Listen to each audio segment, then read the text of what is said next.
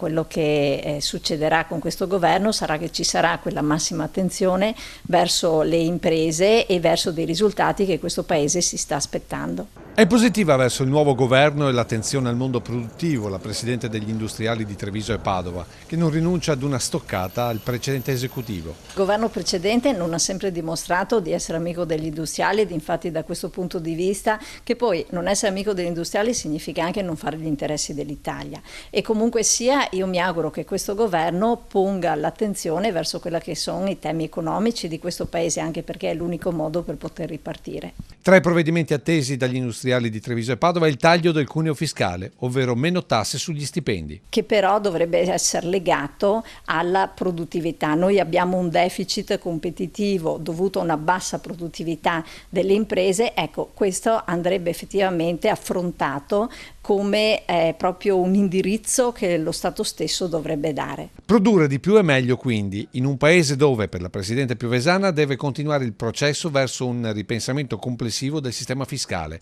ma soprattutto verso un'autonomia regionale. Sulla flat tax, compatibilmente con quelli che sono i vincoli di bilancio, effettivamente sarebbe un'innovazione non banale.